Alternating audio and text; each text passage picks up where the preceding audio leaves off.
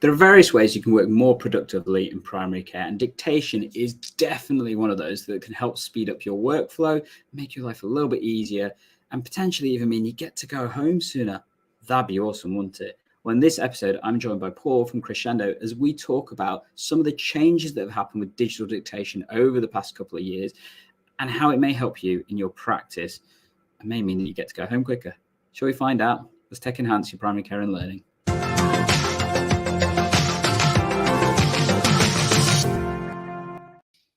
Hello, EGP learners, and welcome to this live stream where I've got Paul from Crescendo talking about basically digital dictation that can make your life easier in practice. How are you doing there, Paul? Very well, very well. Good afternoon, everybody. Yep, and we've got quite a few people joining us live, so thank you for doing so. And if you do have any questions during this stream, absolutely stick it in the chat. We're more than happy to answer it. And we've even got some poll questions going on in the background as well, so do feel free to answer that depending on which platform you're on. Paul, I know that you're going to tell us basically a little bit about Crescendo because there may be some people who haven't heard about the company itself. Can you tell us basically a little bit about Crescendo? Yeah, sure. So Crescendo we are basically a dictation documentation company, Canadian. We're the UK division of Crescendo. Historically and originally, we were traditional dictation transcription software, but as things have moved on and technology progresses, then that we moved into the world of speech recognition. And over the past few years, we've gone from sort of 95% dictation transcription software sales to 95+% speech recognition software sales. So, and this is because of the advances in speech recognition. So, you know, that's what we do. Why are we different to some other providers out there? Well, first off, we are an elite partner with Nuance, the developers of the Dragon software, and we have been for the past 10 years. We also partner with TPP SystmOne and have a long established relationship going back 12 years when we integrated our traditional dictation transcription software with SystmOne, and we were the first supplier to do so. We also have a partnership with EMIS, which has strengthened over the years, and we were recently selected to join their partner program, where their representatives are actively promoting us and DMO to their clients. And we are the only company that's been selected by EMIS to do that. So that's kind of where we tie up in primary care. So, yeah, as a company, you know, like I say, there are other resellers of Dragon Medical One, but we are the only one that partners with all three companies. And again, probably easier to show you some of the stuff, but it allows us to work more seamlessly inside the systems that you guys are using. Cool. Well, I think we'll definitely be having a look at that and stuff. I know that in terms of what that looks like, shall we take a look now? Put that on screen and stuff? Yeah, we can take a look now. Just before we start, I will just mention that one of the big sort of moves forward was when Dragon Medical One was put up into the cloud. I think lots of people have used, tried, had experience, or know people that have had experience of speech recognition, particularly Dragon. And you know, it is a heavy application when it runs on a PC. So, you know, people do report possible slowness. Depends on the power of the PC, how many applications, even what time of day, how tired your PC is. So this is the cloud-based application, which is a real move forward. So yeah, happy to. I'm gonna sort of do a mix of TPP and SystmOne. So hopefully I kind of cover the target audience a bit. You can see the SystmOne screen, okay? Yeah, got a lovely SystmOne screen right there for us. Lovely. So what I'm going to be doing with SystmOne and EMIS is I'm not just going to be dictating into it, I'm going to be talking to it as well. Okay, so this is where it helps if people have got things like RSI or for whatever reason limited keyboard use. Okay, so when the red microphone icon here is green, that's when it's working. Okay, so let's just give it a go. First off, we need a patient. Open patient. Morgan. Search. Select.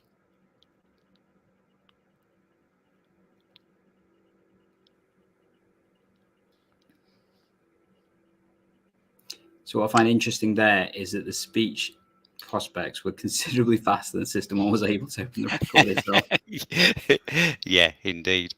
So let's crack on now. We've finally opened ourselves a patient. Start consultation. Patient presented in surgery with malaise and joint pain over the last week, full stop. He is known to have suffered bouts of rheumatic fever in the past, full stop. Press tab. Splinter hemorrhages of his nail beds and red cells on urine microscopy. Code this. Press enter. Press tab. BP 135/80. Code that. Rheumatic aortic stenosis. Code that. New line. On examination, colon. New line. Normal heart examination. New line. Safety net. So that just gives a little bit of a brief sort of outlining of dictation inside of SystmOne. And again, you notice that I'm saying things and it's not typing, it's doing. So things like code that and code this and press tab, and these things are what we call commands. So we can also ask the system to do things for us within a clinical system. This is the bit that is unique to Crescendo. So this is these commands are our USP, if you like. Again, probably some of the EMIS, possibly the EMIS viewers might want just a quick overview. And again, it will be very, very brief, but just so as you're not excluded from the gang. So if you are an EMIS user, similarly, I'm going to use some voice commands. Go to new consultation. Press enter. Problem. Rheumatic fever. Code list.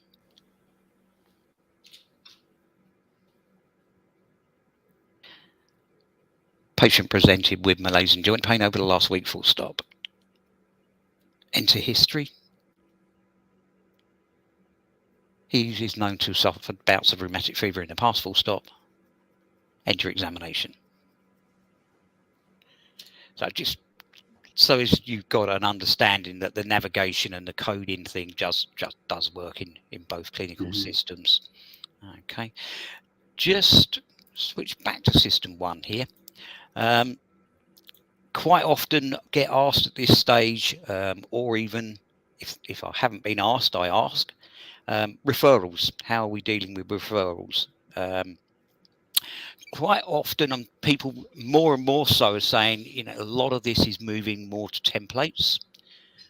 So Arden's templates, SystmOne templates, but those templates requiring a lot more clinical input, and maybe some of the sort of normal traditional referral letter type stuff is less. However, quite often GPs are used to just dictating on a dictation system, and it gets sent through for transcription to admin staff. In which case, what I tend to say is that's probably the wrong way to be doing things these days, because, you know, again, backlogs and shortage of staff and all that sort of stuff. But if you're just used to dictating and you're not used to producing the document, quite often the quickest way to produce a traditional letter is possibly through a task. And again, that would work in either EMIS or SystmOne. So it could look a little bit like this. And just before I dictate, what you'll notice with the cloud version is this doesn't type as I speak. Viewers might not have picked up on that, but if I'm just going to do a quick referral letter or an example of. Referral to cardiology, full stop. New paragraph. Dear colleague, new paragraph. This 74-year-old gentleman presented in surgery this morning with hypertension, blurry vision and central chest pain, full stop. Episodes normally last 3 to 4 minutes, and on occasions he complains of pain radiating down his left arm, full stop. New paragraph. I would be grateful if you could see him in your clinic as soon as possible, full stop. New paragraph. Yours sincerely, So Wow. you notice that the text appeared as I completed the dictation. So what happens, this is a true AI engine. So what's happening is it's analyzing, running algorithms around words. So even if I'm pronouncing something quite badly, and quite often I do because I'm not a clinician, typically it'll get it right because of the way that it runs algorithms around all the words. And this is why it doesn't take a punt on how it should spell pain, because he's complaining of pain radiating down his left arm when it can only be one type of pain. So the accuracy rates are incredible with the true AI engine. Anything that I might want to change, let's just say I want to edit the age, for example, but this is my mistake. Select 74, 75. So whilst when you select something, Dragon will offer you alternatives from a list. Typically, like I say, it's not going to get things like contextual stuff incorrect. It's not, if it's I've waited too long, it's going to spell T with 2 O's. Or if he went to the pharmacy, it's going to spell T with 1 O because of the contextual stuff. So it's really, really quite intelligent. But obviously doing a referral, if it is a letter like this is copy-paste stuff now for secretaries. And because of the accuracy, more often than not, my clients are saying, despite the fact you've kind of recommended that I do this, I actually do check this before I hit the send button. I don't need it back for signature because I know it's correct. And it, because of the confidence of how accurate these things are these days. So that's kind of a great way of handling maybe the traditional type referral. If we're looking at templates, and any of the template users out there, I see them in different kind of the way that maybe their local PCN or their CCG or whatever it may be sets up the access to them. But sometimes I see, I don't have access to Ardens, but I see people clicking on the auto consultation and then there's a menu and a sub menu and a sub menu. Again, with DMO, because it has the command functionality, you can do things like set up launching templates. So for example, if I say assessment template, it's a command to bring a template to my screen. So whilst you might have a shortcut, say for a consultation template or one that you use on a regular basis, maybe on your toolbar, if there's any that you tend to find that you search for, then we can automate this bit as well for you. So yeah, it deals with, like I say, it deals with both the referral side of things, and quite often, it can make a significant impact on issues that you may be having with backlogs. So yeah, that's kind of a quick demo on how it all works. So I'm gonna should we go? I'm gonna call my screen back up. So hopefully we're back on. Yep, doing well.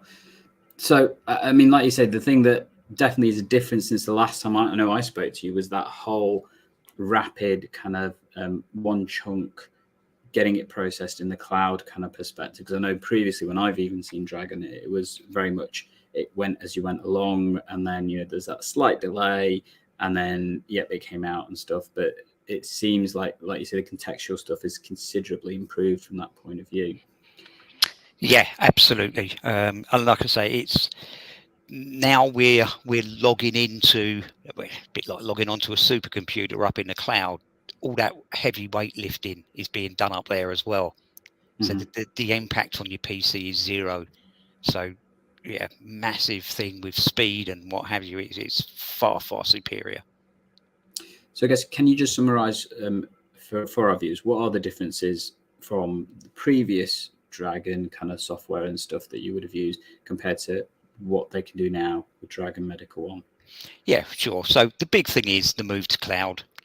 In terms of not just how quick you can install it, but the way we're working today. You know, 1 minute I'm on my PC in my consulting room, the next minute you might need to be on your NHS laptop. You might then be working or catching up with stuff at home. All one profile sitting up in the cloud. So all of that customization that we'll talk a little bit more about later is available everywhere.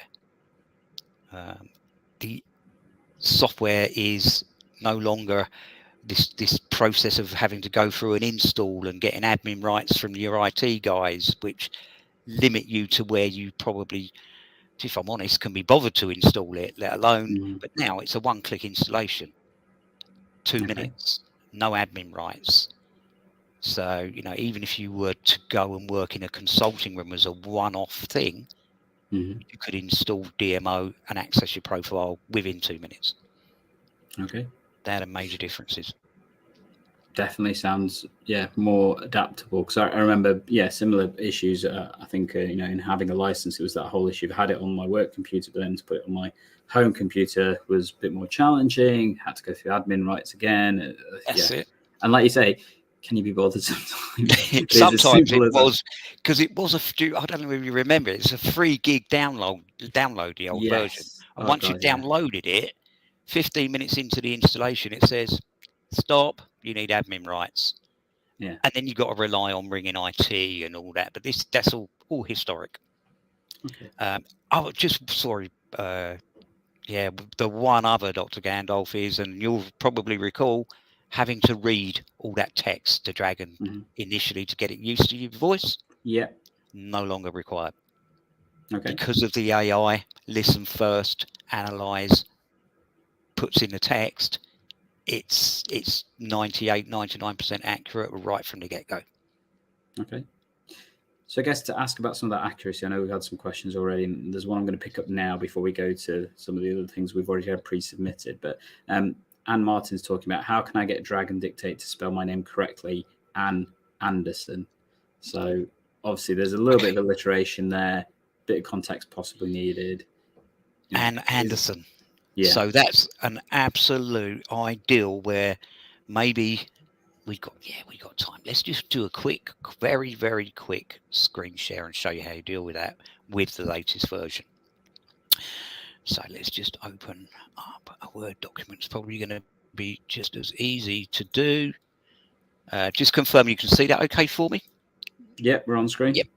So let's use that name as an example. Anne Anderson. It hasn't spelt it correctly. Okay. Just remind me, because you can see it and I can't at the moment, how are we spelling Anderson on this occasion? So I popped it back on screen, but it's ANNEANDERSEN.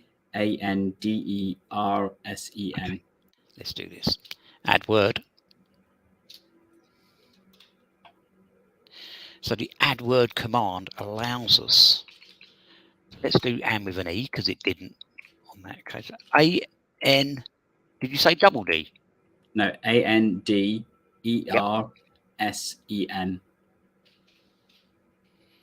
Okay, so that's, it is a slightly unusual way of spelling Anderson.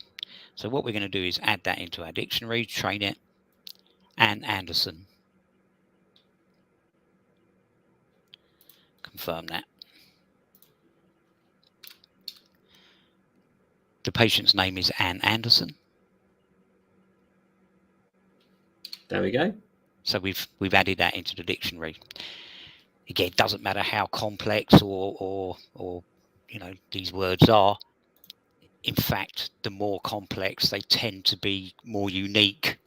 So you can add any word or words into your dictionary. Again, it's a USP of DMO. Okay. You know, Cool. when you come across and you know, if you're looking at speech engines, you will come across stuff that it isn't going to know, the bespoke stuff, and it tends to be, you know, your colleague's name, the local village, the local pharmacy, stuff you want to say over and over again. With DMO, you have the ability, not only does it learn, but you've got to teach it as well. Okay, cool. So I guess there's been some other questions we've had pre-submitted, and we're definitely getting some questions coming through from the chat as well. So we'll come to those in a second.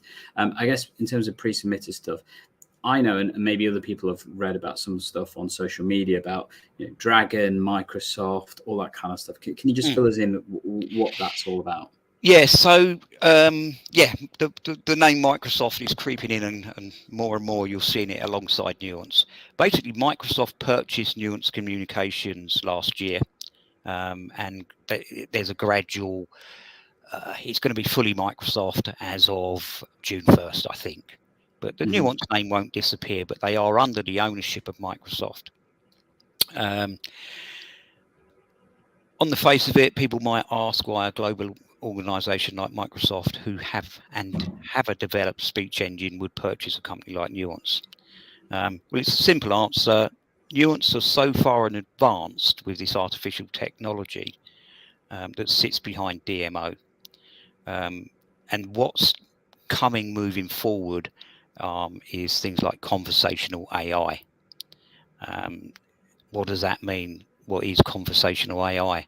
This is where there would be a conversation between a clinician and a patient, and the conversational AI bit captures all of the important bits of the conversation and turns them into patient notes. So even coding them.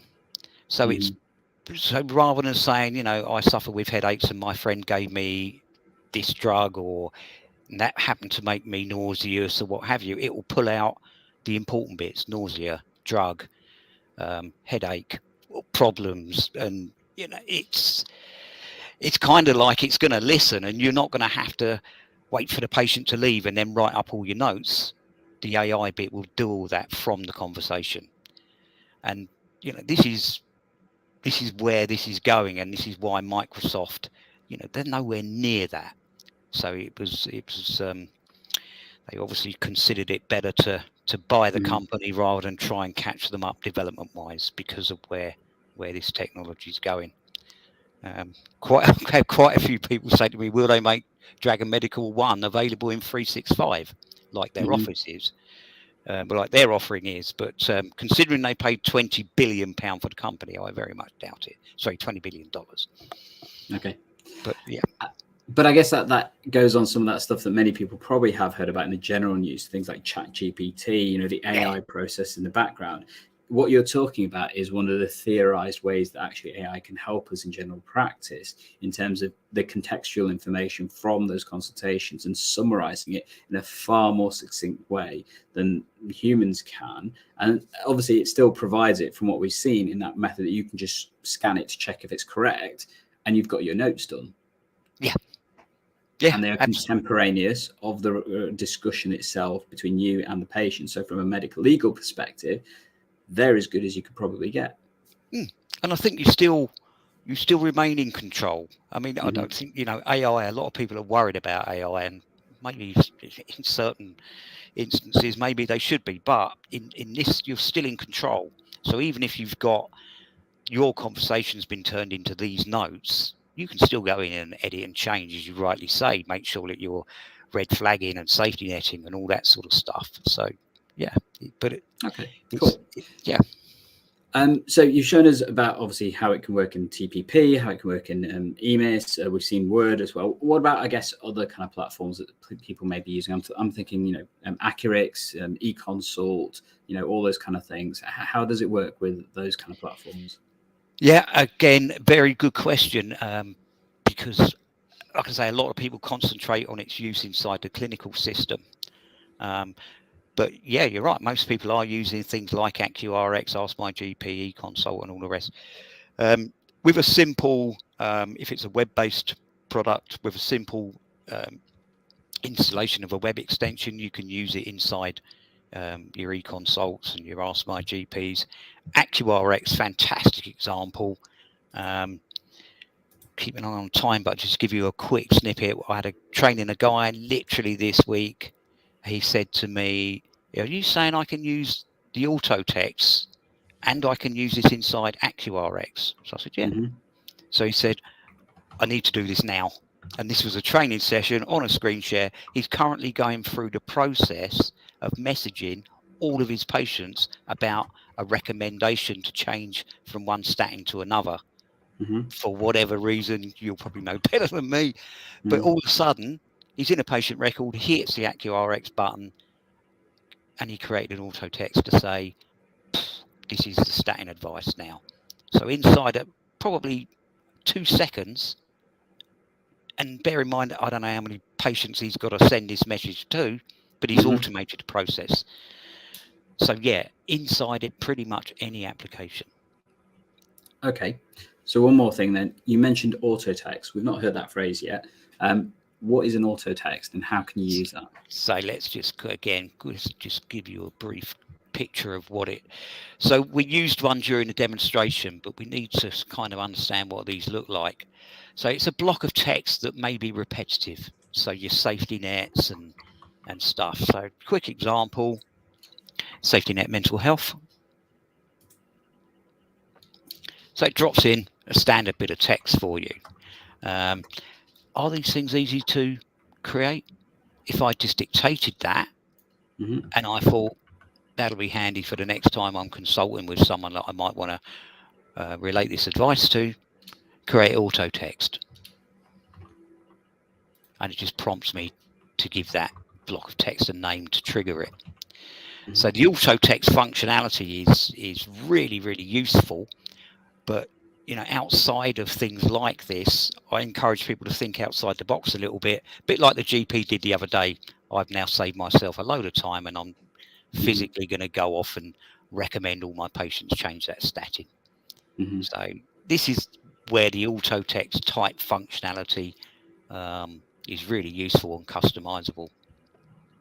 And I guess there's probably some elements of using macros as well, potentially in that. Yeah, absolutely. Again, things like template launching that we saw inside of SystmOne, some of the navigational tools inside of EMIS, for example, are what we call step-by-step commands. So they can be anything from keystrokes, hotkeys, multiples thereof, opening applications or documents by voice. All these things are customizable. And it's part of that thought process of trying to make your workflow better. Okay. And I know recently I saw some stuff from TPP about integrations and alerts and that kind of stuff. I had a specific question that came through about that. Can you explain to us what happened there and what the issue is? Yeah, so historically, with TPP being Java-based as opposed to a Windows-based application, in the previous version of Dragon, you had to kind of mess around with a couple of the settings and what have you to make it work inside of consultations and whatnot. But there was still a limitation where I was selecting words and correcting and that sort of stuff. It didn't work inside TPP because of the Java bit. What all TPP users will find now under the system menu and PC settings, there's now a speech part that they can click, and it installs an integration with Dragon Medical One. Okay. So Dragon Medical One, it will now work inside of TPP like a Windows application, exactly the same. Okay, cool. Fully functional. Okay. I guess in terms of places where it may or may not work, so we've had a comment come through. So Andrew mentions doesn't work on MacBooks though unless you use Parallels. Is that the best way to use it on a MacBook, or is there another option that you're aware of? It's a Windows application, so on a MacBook it does require Parallels. Yes, it's correct. Okay, fair enough and stuff. Janet Brown wanted some clarification. You say this is unique to Crescendo. Is it unique to Crescendo or to Dragon, the software and the way it works and stuff? Okay, so the additional commands and what have you that you see for navigational purposes, coding and what have you, they are Crescendo's commands that we pack together and offer for EMIS or SystmOne. Okay. Okay. So we create these command packs for clinical systems. And aside from that, obviously, we also look, help, advise, and show people how to take that to the next step. So for template launching and that sort of thing. Okay, cool. So a couple of comments that are fairly similar, so I'm going to take them both together. So we've got from Neil Lawson, why doesn't it learn etc.? Always expands to etc., even though I've added it to vocabulary a few times. And then similarly, we've got a kind of similar thing from HMS396. I have hay fever, and every time I sniff, it says this. Any way to sort that? That's an interesting one, the sniff. I'll just have to think about that. Question is, what version are you using? I know that Neil's using DMO. I'm guessing the sniff one, it's probably an older version, not the AI version. Just to quickly answer Neil's, if you add a word into your DMO, so when we add a word to DMO, so if you you can tell it how you want to pronounce that word and how you want it to appear. So a quick example would be if I added University College Hospitals London, for example, and trained it as UCHL, when I say UCHL, it will appear as. So it's the way you add that word to your dictionary, which you can then manipulate. So that's the etc. bit. Just also on that, if you kind of can't get your head around that, if you just say select etc., it will offer you ECT or full etc., and you can choose one or choose two, and it will do that for you as well. Okay. When you select a word and correct it using the menu, you are adding weight to that preference of how you want it to appear. So you're using the learning. Cool. Okay. We've definitely had some comments about appreciating how much they enjoy the system. So where have we gone? See, I've lost them already. Here we are. So Andrew Courtney, I've been using on my own custom voice dictation solution. Last stream was recorded, and the AI is a definite game changer. HMS has also mentioned, though, by the way, I love it. I had for 3 months, and it's been game changing for him or her. Don't know, can't tell from that username, I'm afraid. But yeah, for them and stuff. I guess we always get asked questions about price, and we have had quite a specific one that's come through about price. I know we've not talked about that. So John's come in with cost is usually a limiting factor. How much is it for a 20,000 practice, please? I guess that's probably coming from the fact that most places seem to bill based on the patient list size and stuff. I don't think that's the case though with Crescendo, is it?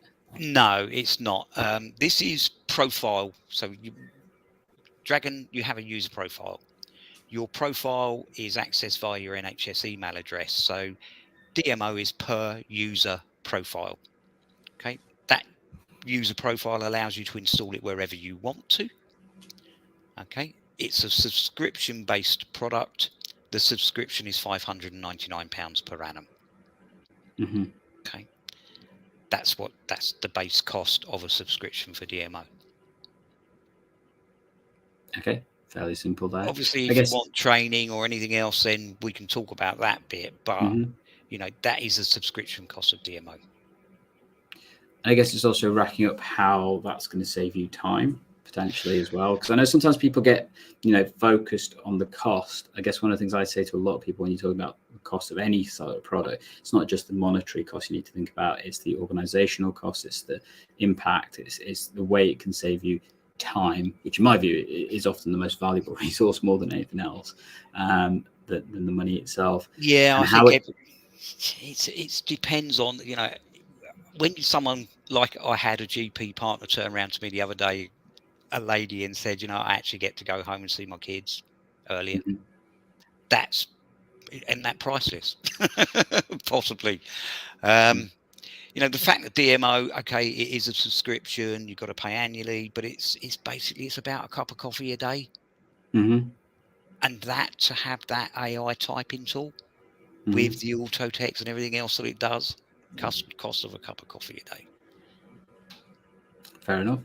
And I guess in terms of onboarding time, that kind of stuff, I mean, how is that process? You know, if somebody said, right, I want to have this now.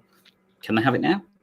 Well, I would hope that there even maybe people on the call, I could, if someone said to me that they specifically want this installed, up and running, trained tomorrow, I could probably do it. I couldn't if 100 of you asked. But you know, everything's electronic these days. Training, Teams session, installation, 2-minute, 1 click, no admin rights. So there aren't the limitations that there used to be with this sort of software, especially in terms of getting it up and running. Okay. So I was going to ask you how people contact you, but just before we go to that, we had a really good question that I do want to cover.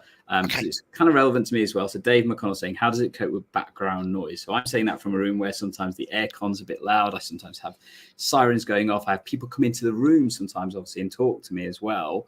How does it cope with background issues and stuff? Okay, most of that is down to the hardware that you pick to use. Okay.